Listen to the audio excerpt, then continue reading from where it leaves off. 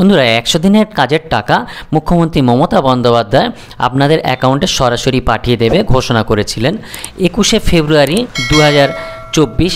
এই 100 দিনের কাজের টাকাটি দেওয়ার কথা ছিল, কিন্তু বিশেষ কারণবশত সেই দিনটির পরিবর্তন হয়েছে। কবে পাবেন এই 100 দিনের কাজের টাকা? দেখুন, মুখ্যমন্ত্রী মমতা বন্দ্যোপাধ্যায় আবার সরাসরি ঘোষণা করলেন কবে আপনাদের 100 দিনের কাজের টাকা আপনাদের অ্যাকাউন্টে দেবে, সেই দিনটি আপনারা দেখে নিন। চলুন মুখ্যমন্ত্রী মমতা বন্দ্যোপাধ্যায়ের এই ভিডিওর মাধ্যমে আপনাদের 100 দিনের কাজের টাকার দিনটি দেখিয়ে দিই। আমি প্রথমে একটা কথা বলে নিই যে আমরা বলেছিলাম হাউজিং বাজেটে যে 100 দিনের যারা কাজ করেছে 21 লক্ষ কর্মচারী, তাদের আমরা 21শে ফেব্রুয়ারি থেকে টাকাটা দেব।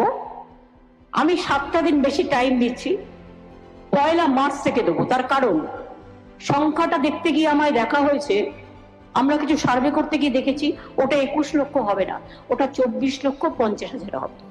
যেহেতু সংখ্যাটা বেড়েছে তাদের প্রসেস করতে 7 দিন টাইম লাগবে, তাই 1 মার্চের মধ্যে টাকাটা আমরা দিয়ে দেবো।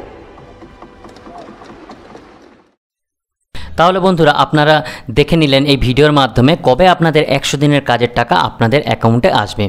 বন্ধুরা, এরপরেও আমরা যদি কোনো আপডেট পাই নিশ্চয়ই আমি আপনাদেরকে ভিডিও করে আবার দেখিয়ে দেব। তাহলে বন্ধুরা, আজকের এই পর্যন্ত, পরের ভিডিওতে আবার দেখা হবে।